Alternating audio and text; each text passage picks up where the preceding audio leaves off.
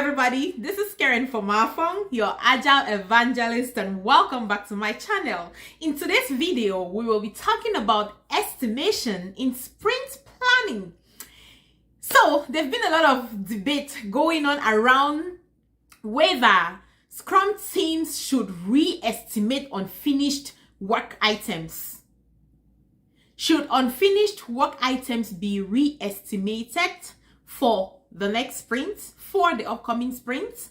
That is a question, and that is a debate going on. So what do you think? So in today's video, I'm just going to be sharing my insight on my own opinion, and as usual, always very open to your thoughts, your feedback, your own contribution. Leverage the comment section to do that. So if this is your first time here, as always, you're so welcome. And just so you know, in this channel, we talk about project management, product development, specializing on Agile, Scrum, Kanban, and with a focus of helping our organizations, our teams, individuals deliver the highest quality value to their customers.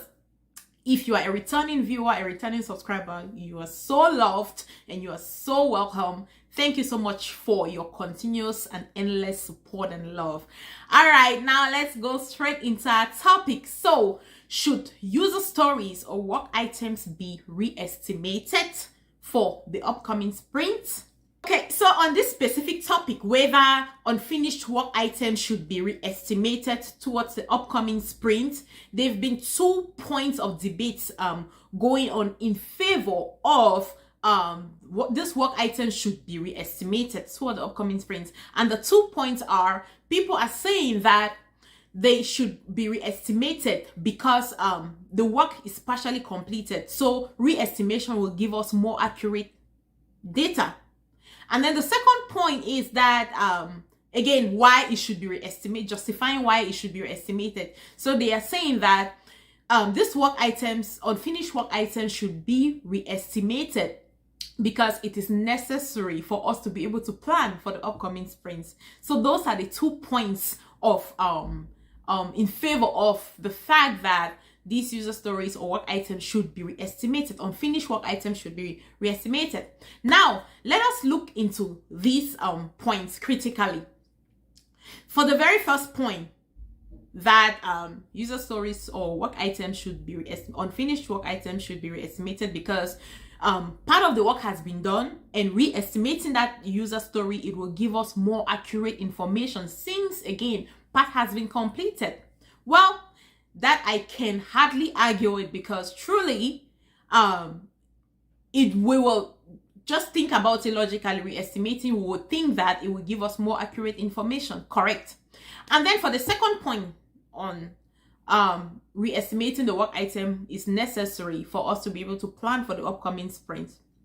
Well, in my opinion, I think it really depends on whether your team is following a velocity-driven sprint planning approach or whether they are following a capacity-driven sprint planning approach.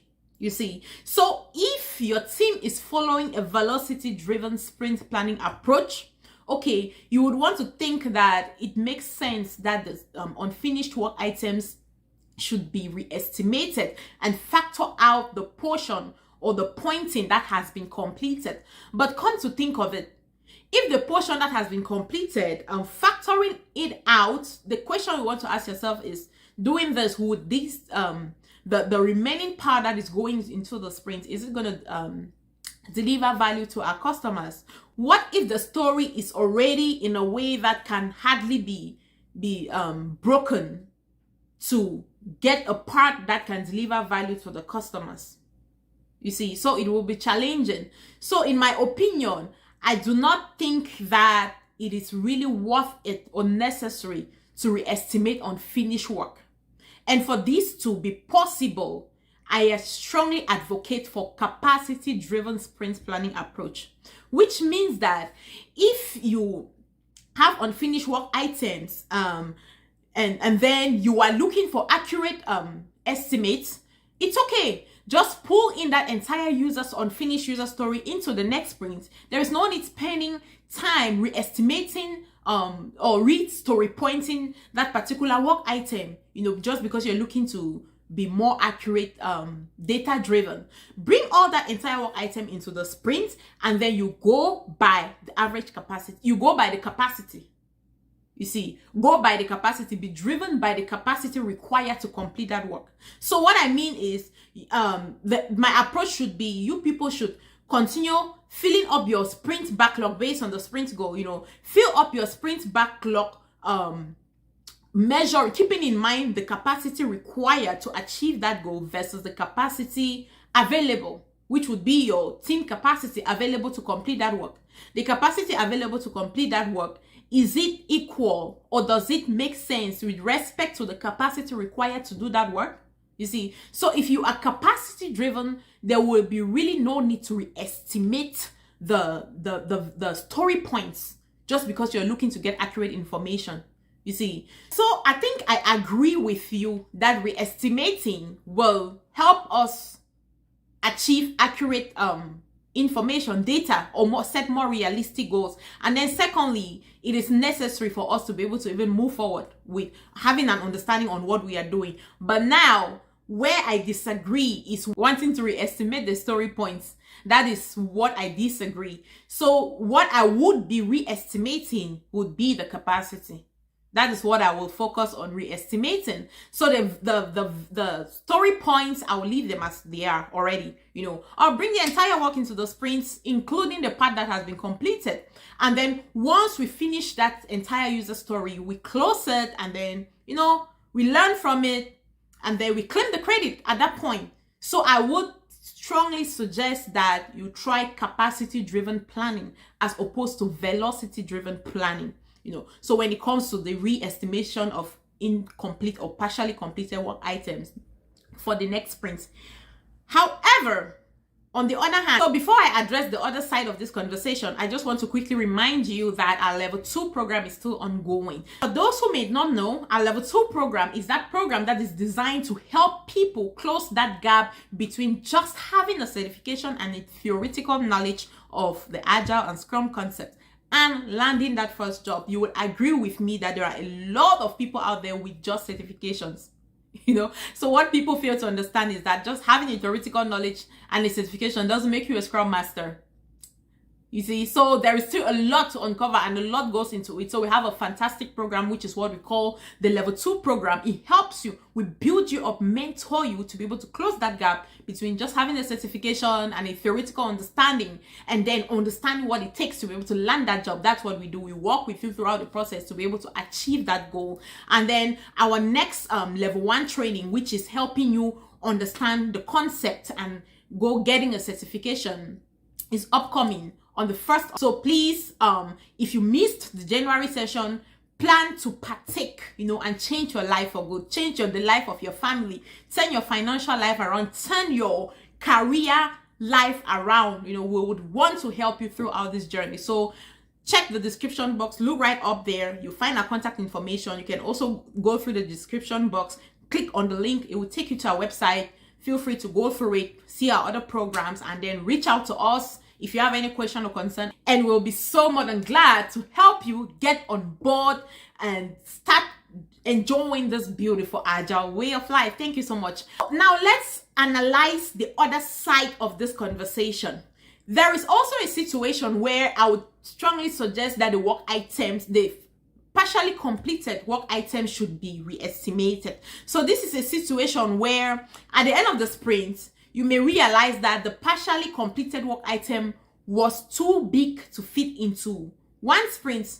You've already completed some portion, but the part that is left is still not even able to be completed in the upcoming sprint. It means that maybe you people did not really split the story really well in smaller chunks, because in Agile, we believe that the smaller the better. So you thinking that, okay, carrying this entire story into the next sprint, you may still not be able to finish the entire story in this next sprint, because that happens all the time.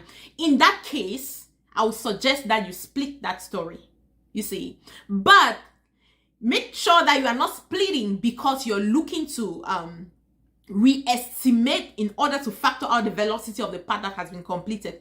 The reason why you are splitting the story is because in the invest criteria, following the invest criteria and the S part of the invest criteria, you want your stories to be small enough to fit into just one sprint. But teams don't get that right all the time, especially teams that are still new or not very mature yet. They are still getting up to speed or improving in their maturity ladder. So they typically miss it from time to time. So if that is the case, yes, I suggest that you would want to split that story and only take the portion that you think will be completed in the upcoming sprint, you see. Yeah, and then you still go by your capacity. Go by your capacity. So yeah, in summary, if the work item you are only looking to re-estimate it because you think that part has been completed, and you know that the part that is left can be completed in the upcoming sprints, there is no point wasting effort, wasting resources to re-estimate that work. Just bring the entire work into that sprint and then be capacity driven. Go by the capacity, leave the velocity alone and just go by the capacity. Only go by your average velocity, good enough. And then on the individual work items, go by the capacity. And then, so that is it. And then for a case where at the end of the sprint, you realize that the work item was not completed, and even in the upcoming sprints, considering that the priority is still high, in the upcoming sprint, it will still not be completed. So now you're looking at that work item, you're thinking, oh, based on what we've learned, based on what we've discovered during this sprints, we think that it may even require 2 to 3 sprints to complete this work item. So yeah, in that case, I wouldn't suggest people to, just pull in the work like that and go by capacity. No, in that case, I suggest that you split the story and only take the part that can be completed in that upcoming sprint. And then the part that is left that you're thinking, okay, it takes like 2 to 3 sprints, put it back into the product backlog. You see, put it back into product backlog. And that's it.